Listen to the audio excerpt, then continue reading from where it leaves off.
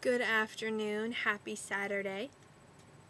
So, I got your questions. I was not able to make a video until today because I was taking a class this week and I wanted to make sure I could devote as much time as possible to answering all your questions. Now, I didn't get a lot of questions. I didn't expect I would, but the questions I did get were actually pretty cool. I haven't really heard a lot about these a lot, if ever. So, and again, if my video lags like it always does, it's because I have another window open. So the first question I got was concerning sexuality. And I figure since it's springtime and we just had Ostara and Beltane is coming up, I thought this is pretty relevant. And the question is, this person was wondering he was wondering how sexuality plays a role in paganism. Are different types of paganism more accepting than others' sexuality? Now, when I first read that, I thought sex. I thought the act of sex, the sexual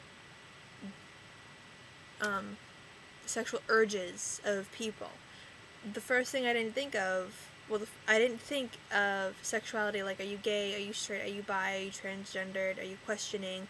I didn't think of that. So I'm going to address both because I'm guessing this person meant a sexual orientation, but being that it is spring and it's a time of year for sex and reproduction and love and things like that, I'll address both.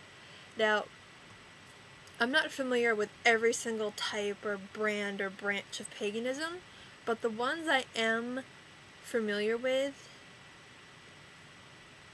I would have to say that it's well understood and accepted that people do not choose to be gay, do not choose to be straight.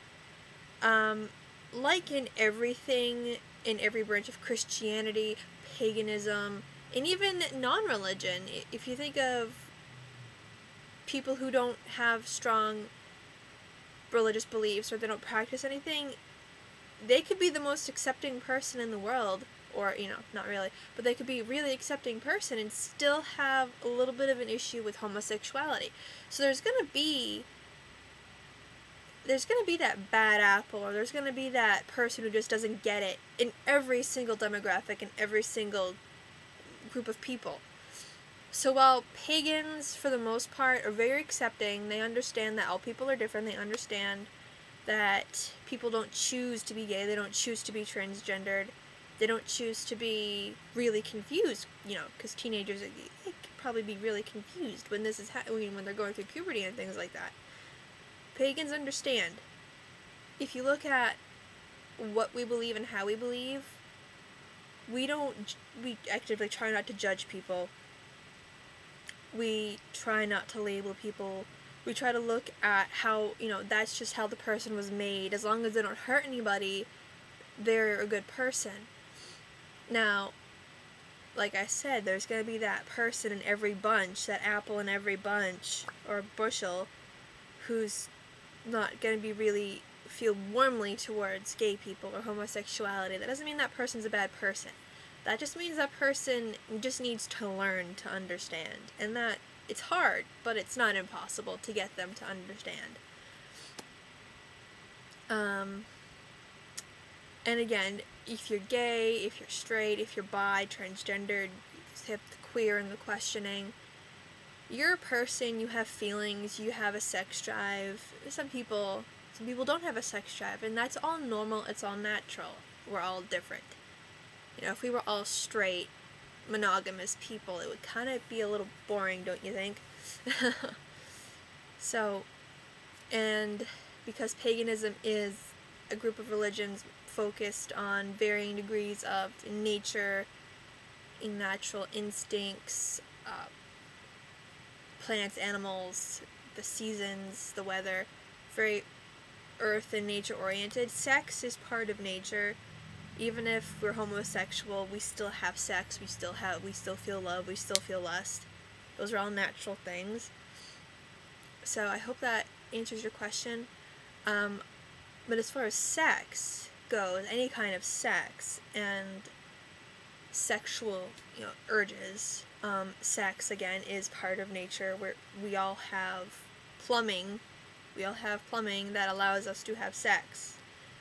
We all have lustful urges. We all have romantic urges to some varying degree. Beltane is a holiday that honors sex and the union of two consenting sexual people. Whether they are getting married, or whether they're just falling in love, or whether they're, hey, we're best friends. It's Beltane. Let's go into the woods. So, again, sex is not something that we should be repressing. We're supposed to have sex. Whether you're monogamous, or whether you like to have multiple partners, or whether you're gay or straight, or whether you are polygamous. As long as you're not hurting anybody, as long as you're safe, and you wear a condom or you're on the pill, and as long as you got everybody involved in the relationship, if you're polygamous, understands what's going on, as long as you're not hurting anybody, sex is sex and we're supposed to enjoy it. And yes, we get babies out of it. That's why we wear condoms if we don't want kids. So, yeah, I hope that part is summed up. I don't want to go too deep into it, because we have other questions.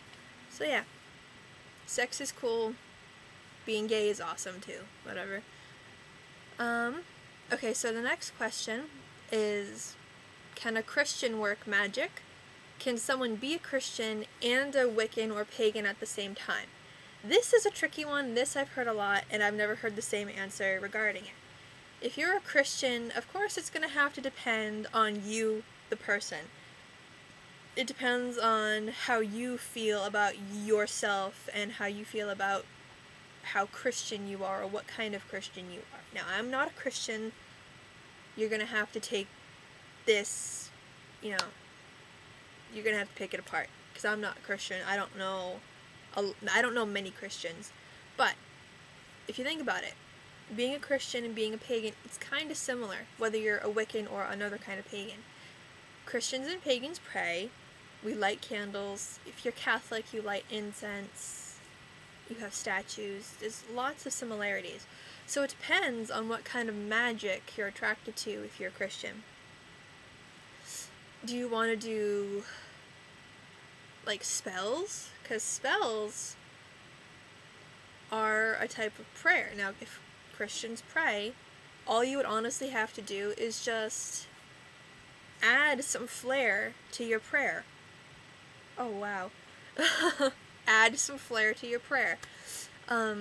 Which I do sometimes and I don't sometimes. If I am in bed at night and I just need to get something out, I will just say it to myself. I don't need to do this, I don't need to do this.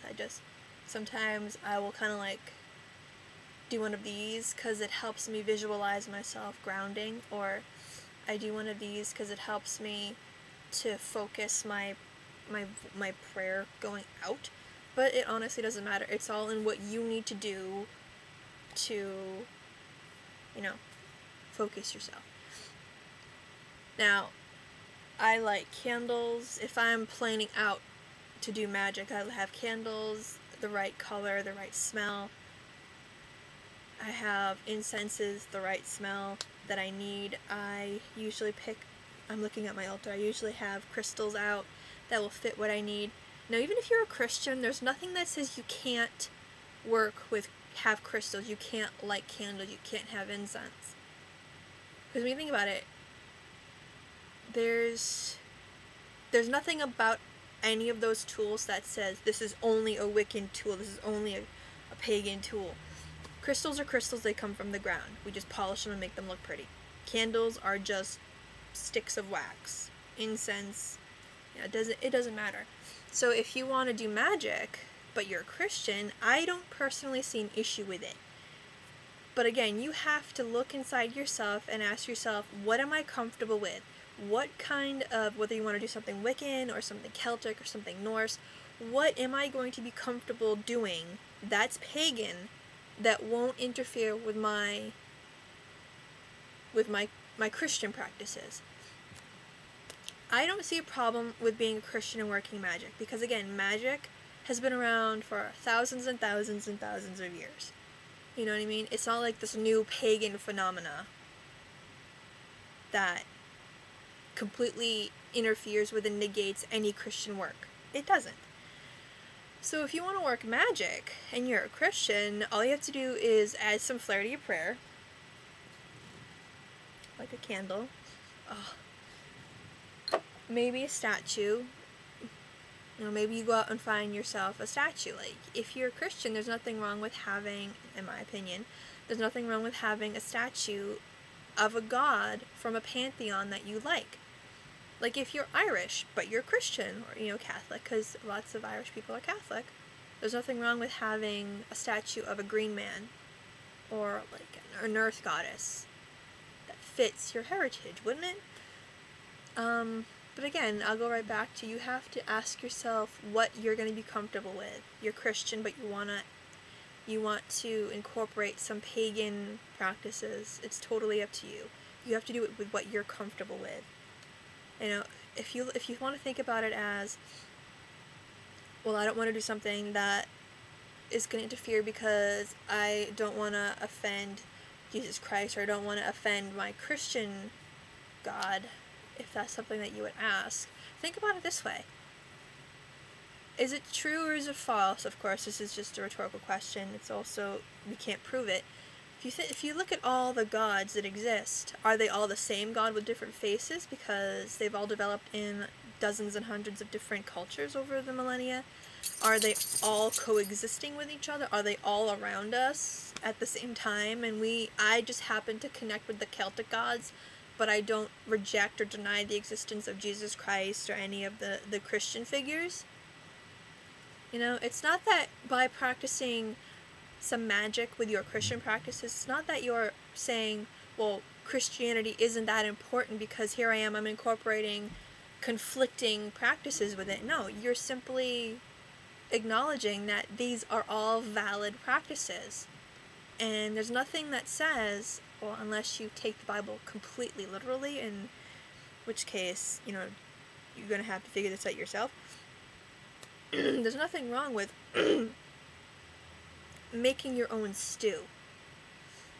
Like, at our pagan shop, which is a very, very pagan-oriented shop, we have incense bottles. Let me grab mine. We have, oh, damn it. We have incense bottles with the Virgin Mary on them, and this is my incense bottle. It's got a tree of life on it. But we sell incense bottles at the shop with pictures of Jesus Christ and the Virgin Mary and angels on it. Because there are some pagans who come to the shop who were raised Catholic, and they're kind of doing the opposite of what, you know, this person who asked this question is doing. They're pagan, but incorporating they're incorporating the Catholicism that they were raised with. So, I hope that helps a little bit. So yeah, there's really nothing wrong with it. You have to do with what you're comfortable with. But can you be... The question that is going to be hard to answer is, can you be a Wiccan and a Christian at the same time? And this goes far beyond just incorporating practices. Now, I would say, can someone be a Christian and a Wiccan at the same time? I would say no. You cannot be both at the same time. You can be a Christian who incorporates Wiccan practices. You can be a Wiccan who incorporates Christian practices. But it's like, it's not the same thing as saying I'm French and Irish.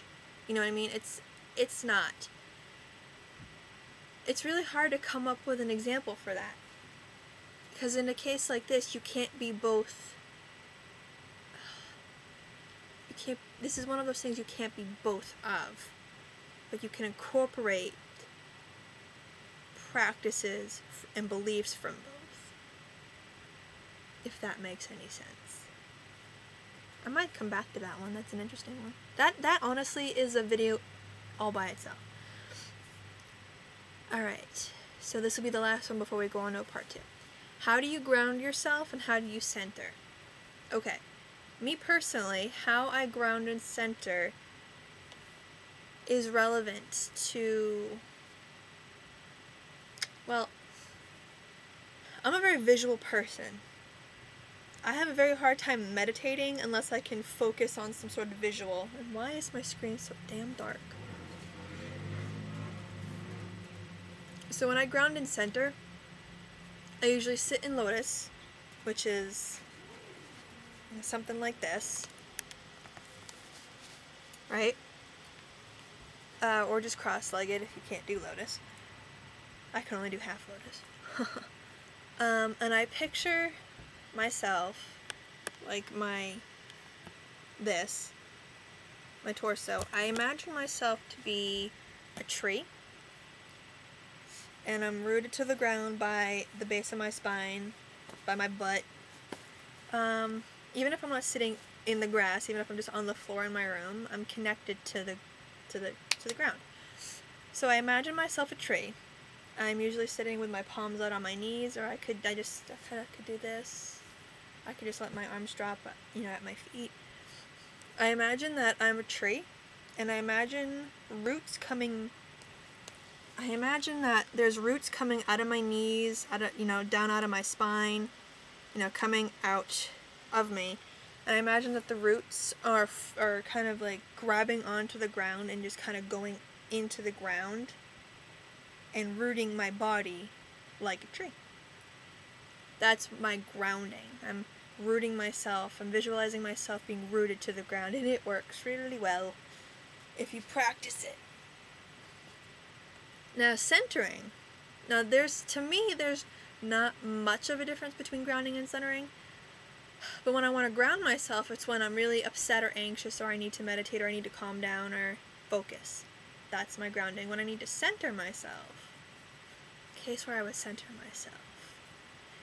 Again, it's also when I need to focus, but I may not necessarily need to be grounded. When I need to focus on, like if I'm at my altar and I need to focus my intent, that's when I would center myself. Grounding my body, centering my focus. It could be my third eye, it could be my literal eyes. That to me is centering. It's going to differ from person to person. But how I center is I come up with a mantra. I could use, the Ganesh mantra, Om Gam Ganapate Namaha, which I learned like 6 or 7 months ago, and I love it. I center myself using these two. If I want to do the Ganesh mantra, I do one beat at a time, but I don't necessarily have to have my eyes closed. If I'm at my altar and I'm focusing on something, it could be on one of the pictures I have, it could be on a statue, it could be the crystals. We'll just take Buddha. Alright, and my little Buddha. If I want to focus something and I'm staring at him, instead of just letting my eyes glaze over, I'll actually be looking at him, I'll still be blinking, but I'm centering my energy, I'm centering my focus, saying the mantra. And it helps. There have been times where I'm doing something so well, which is kind of rare, that I do something so well, like my forehead or the tip of my nose or my fingertips will start to tingle. Especially my forehead, that's a really strange sensation. You're doing it right. So I hope that helps.